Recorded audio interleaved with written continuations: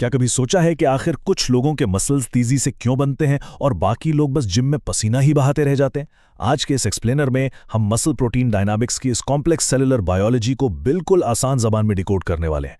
Fitness की दुनिया में चलने वाले बहुत से पुराने मिथ्स को हमेशा के लिए खत्म करना बहुत जरूरी है। तो चलिए सीधा साइंस के उन बुनियादी हिस्सों में चलते हैं जो असल में मैटर करते हैं।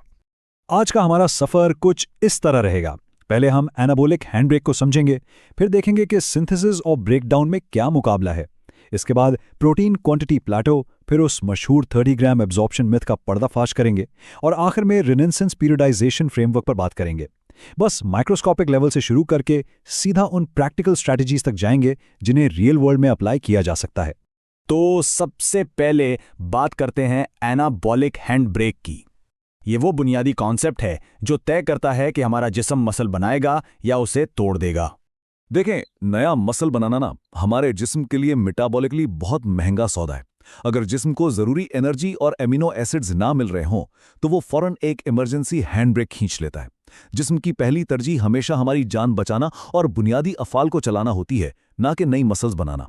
इसे प्रोटियोस्टेसिस कहते हैं, यानी एक निहायत ही नाजुक तवाजुन। इसे एक अंदरूनी सेल्यूलर बैटल समझ लीजिए। एएमपी के बिल्कुल एक अलर्ट सिस्टम की तरह काम करता है। जैसे ही एनर्जी कम हुई, ये फौरन उन तमाम प्रोसेसेस को रोक देता है जिनमें एनर्जी खर्च होती है। दूसरी तरफ हमारे पास MTRC1 है। ये हमारा कंस्ट्रक्शन क्रू है। अगर इससे सही सिग्नल्स और रॉ मटेरियल मिल जाए तो ये नए मसल्स बनाने के लिए हमेशा तैयार रहता है। आगे बढ़ते हैं और देखते हैं कि ये सब फिजिकली टिश्यू रीमॉडलिंग यानी सिंथेसिस और ब्रेकडाउन में कैसे तब्दील होता है। ये पॉइंट वाकई समझने वाला है। अक्सर लोग सोचते हैं कि सिर्फ भारी वजन उठाने से मसल बन जाएगा, लेकिन ऐसा बिल्कुल नहीं है। रेजिस्टेंस ट्रेनिंग तो सिर्फ उस कंस्ट्रक्शन क्रू को काम शुरू करने का सिग्नल भेजती है। अगर हम ईंटें यानी एसेंशियल अमाइनो एसिड्स फराहम नहीं करेंगे तो जिस्म एक नेगेटिव और कैटाबॉलिक स्टेट में चला जाता है। आसान अल्फाज में वो ज़रूरी अमाइनो एसिड्स हासिल करने के लिए अपने ही एग्जिस्टिंग मसल्स को तोड़ना शुरू कर देता है। और मज़े की बात यह है कि मसल का टूटना हमेशा बुरी बात नहीं होती। केविन टिप्टन की इस ऑब्जर्वेशन पर गौर करें। हम अक्सर सोचते हैं कि मसल ब्रेकडाउन एक दुश्मन है, लेकिन दरअसल पुराने और डैमेज्ड फाइबर्स को रिपेयर करने और अडैप्ट करने के लिए ये ब्रेकडाउन निहायत ज़रूरी है। नई बिल्डिंग बनाने के लिए पुरानी जगह को साफ तो करना ही पड़ता है ना। अब आते हैं तीसरे हिस्से की तरफ, द प्रोटीन क्वांटिटी प्लेटो। आखिर हमारे इस कंस्ट्रक्शन क्रू को वाकई कितनी ईंटों की जरूरत होती है? 40 मुख्तलिफ ट्रायल्स का डेटा बिल्कुल वाज़ेह तस्वीर पेश करता है। एक आम सेहतमंद शख्स जो रेजिस्टेंस ट्रेनिंग करता है, उसके लिए मसल बिल्डिंग का ये फ़ायदा तकरीबन 1.6 ग्राम्स प्रोटीन पर किलोग्राम ऑफ बॉडी वेट पर आकर प्लेटो हो जाता है। यानी इसके बाद मजीद प्रोटीन खाने से कोई खास जादू नहीं होने वाला। लेकिन यहाँ एक बहुत बड़ा ट्विस्ट है। जब हम कटिंग फेज में होते हैं, यानी वजन कम करने के लिए कैलोरीज घटाते हैं, तो वो एनाबॉलिक हैंड ब्रेक बहुत ज़्यादा हसास हो जाता है। ऐसी सूरत हाल में अपने बने बनाए मसल्स को कैटाबॉलिज्म से बचाने के लिए हमें प्रोटीन का टारगेट 2.0 से 2.4 ग्राम्स या उससे भी ऊपर ले जाना पड़ता है। ये एक्स्ट्रा प्रोटीन एक ढाल का काम करता है।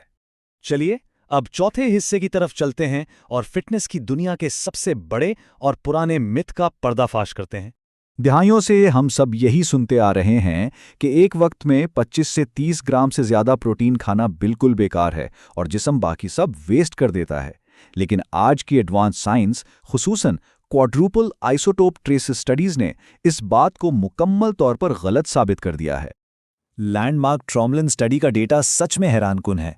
जब लोगों को एक ही वक्त में पूरा 100 ग्राम प्रोटीन का बड़ा डोज दिया गया तो जिस्म ने उसे वेस्ट नहीं किया, बल्कि इसने बहुत बड़ा और तवील एनाबॉलिक रिस्पॉन्स पैदा किया जो 12 घंटे से भी ज़्यादा चलता रहा। और मज़े की बात, प्रोटीन की ऑक्सीडेशन यानी उसका ज़ाया होना ना होने के बराबर थी।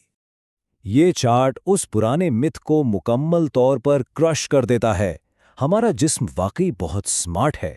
ये एक्स्ट्रा प्रोटीन को ज़ाया नहीं करता, बल्कि इसे आहिस्ता आहिस्ता हज़म करके अमाइनो एसिड्स को स्टोर कर लेता है ताकि वक्त के साथ उन्हें कंस्ट्रक्शन के लिए इस्तेमाल किया जा सके। 85% सिंथेसिस के लिए और सिर्फ 15% एनर्जी के लिए। ये वाकई कमाल का सिस्टम है। आखिर में चलते हैं अपने पांचवें हिस्से पर, रेनेसांस पीरियडाइजेशन फ्रेमवर्क। इस गहरी फिजियोलॉजी को जिम के प्रैक्टिकल माहौल में कैसे लाना है, आइए देखते हैं। डॉक्टर माइक इज़राटेल का ये फ्रेमवर्क मुख्तलिफ टाइम होराइजन्स को आपस में ब्रिलियंटली जोड़ता है। 7 दिन के माइक्रोसाइकिल्स जिनमें वर्कआउट्स और स्टेप्स शामिल हैं, वो मिलकर 4 से 6 हफ्ते के मीजोसाइकिल्स बनाते हैं, किसी खास मकसद जैसे हाइपरट्रॉफी के लिए। और ये सब मिलकर 6 से 12 महीने के मैक्रोसाइकिल्स बनाते हैं। हर चीज़ इस तरह स्ट्रक्चर्ड होती है कि इंसान प्लेटोज में ना फंसे और थकावट भी ठीक से मैनेज होती रहे। इन बुनियादी उसूलों को अपनाकर हम गैस वर्क यानी अंदाजे लगाना छोड़ देते हैं। बेमकसद एक्सरसाइज के बजाय हम तय करते हैं कि वजन और रेप्स वक्त के साथ कैसे बढ़ेंगे। थकावट को मैनेज करने के लिए प्रॉपर डिलोड्स लगाए जाते हैं। स्टिमुलस और रिकवरी का बैलेंस ही असल राज है, क्योंकि एक फेज की मेहनत अगले फेज के लिए फाउंडेशन बनाती है। कटिंग फेज के दौरान अक्सर ये टेंशन होती है कि कितना कार्डियो किया जाए। डॉक्टर इसराइल की रिसर्च इस 10,000 कदम के नंबर को एक गोल्डीलॉक्स जोन करार देती है।